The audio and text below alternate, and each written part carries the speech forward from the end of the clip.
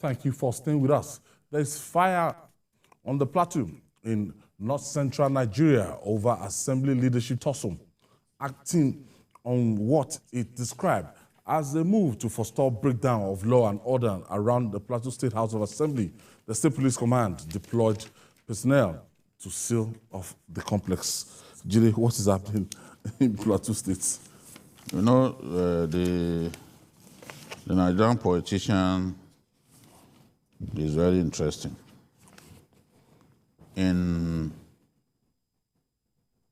On October 28, 2021, the then Speaker of the Plateau State House of Assembly was removed. Ayuba was removed in the heat of one crisis like that led to loss of lives and all that. When he was removed, he then decamped to the PDP. In anger, decamped to the PDP. And somebody named Sander was put in his place. But he went to court. He went to court to challenge the impeachment. Because according to him, they didn't have the number to impeach him, but they went ahead all the same. As usual. He went to court because the impeachment happened around 6 a.m., which is not the normal time when the House sits. They used Edo kind of Edo magic. So the case went to court, and the court affirmed that the process, that they didn't follow due process in removing him as Speaker. Of course, in a jubilant mood, he went to the House and presided over plenary yesterday. But his opponents, who trust that they are not going to be watching him, they quickly decided to go to court to seek a stay of execution of the court judgment. Now, that leaves us with a stalemate. And that's the reason the police decided that, okay, let's go and seal this place, because now relying on his reinstatement by the court, he has every right to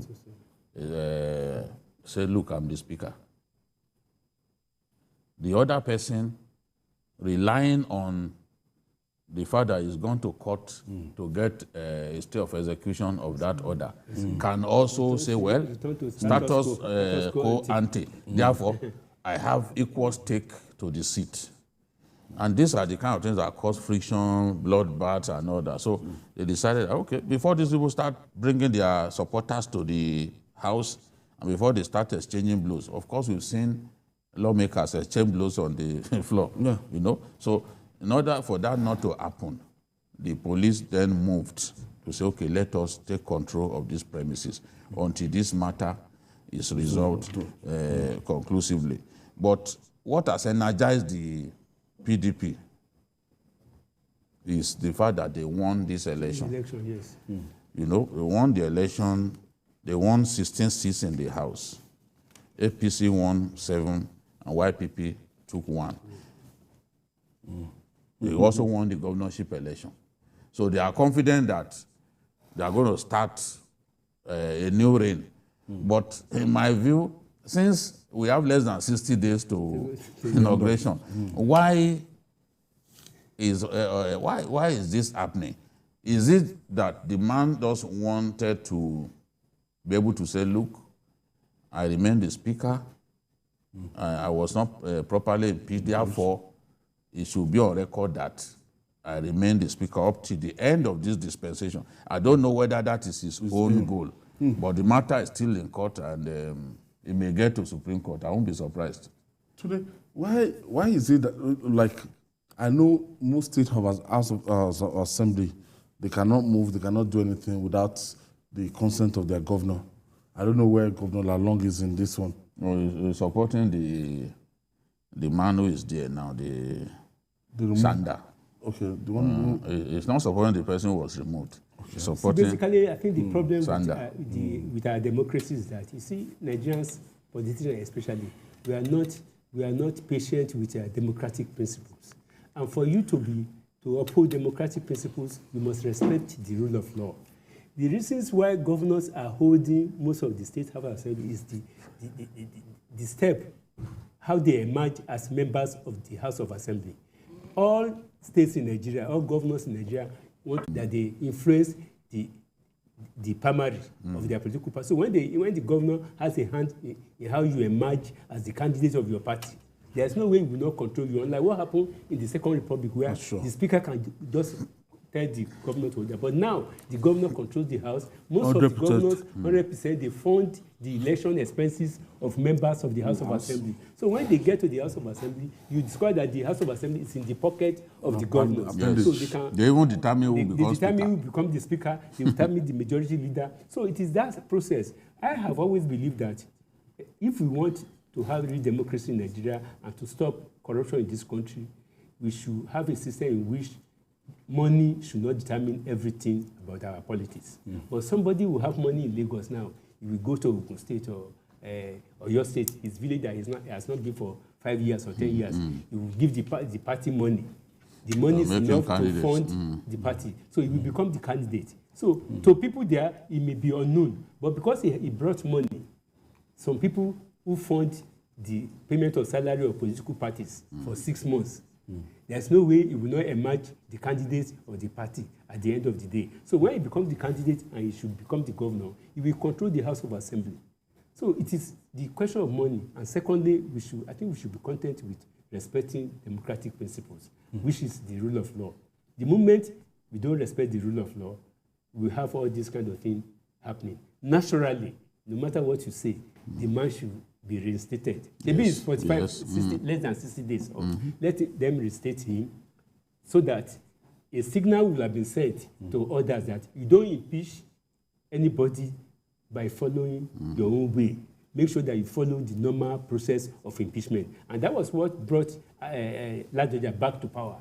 When Nakala and the government went to D. Roban's hotel and sat down Ladoja in one way. At the end of the day, the court proved that Ladoja was not properly removed from office. And he came back as the governor of the state. But usually difficult for speakers. It's always difficult for speakers to have them reinstated because you must have the support of your colleagues. If your colleagues don't want to, unfortunately, most of his colleagues are on their way out. They have lost elections. Yes. So now they are divided. They are really even divided on this matter. Some are with him, some are not with him.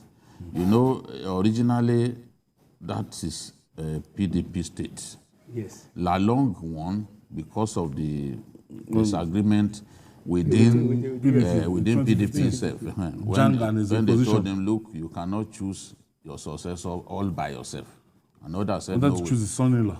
He said, no way, we won't allow that to happen. And they frustrated him, you know. So it's always been a PDP state. They are, right now, they are divided. Some are with him, some are not with him.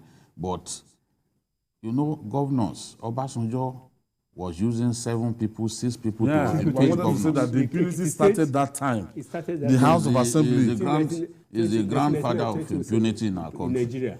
You know, he removed Dariye. Yes.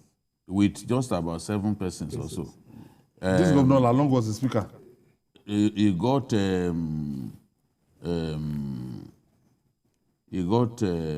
what's his name? No, this Anambra, yes, the Anambra governor. This this person, Obi. Okay. They got him impeached. In fact, they went to do the. I think it was Asaba that they went to sit. They just took the lawmakers, and the law does vehicle. not allow you to impeach outside of the assembly. It was after the Ladoja's case. Once he does not like you, they will use. They can even use the EFCC. They will go and harass people. They will harass the lawmakers. They will put them in a place. They will tell them they will go to jail. Before you know it, the lawmakers are singing. That was what they did to Fayose. They brought the lawmakers to Lagos here. Yes. I saw those. Took them to Akodo. There are times they stole the maize. They stole the maize.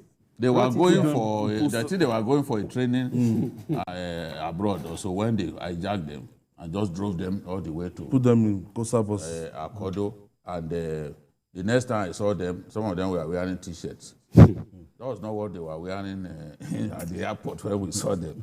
And they told them, look, go and impeach your governor. And unfortunately for them, because they thought that the then CJN, the then Chief Judge of the State would not support them, they then decided to suspend. They went beyond their own powers to suspend the Chief Judge of the State. And that was what rendered the entire impeachment a nullity. So when people say Fayose was impeached, it is not known to law that Fayose was impeached. Fayose was never impeached as far as the law is concerned. And that's why when he tried to return, and some people said, no, it should have been 10 years before he can return to be governor.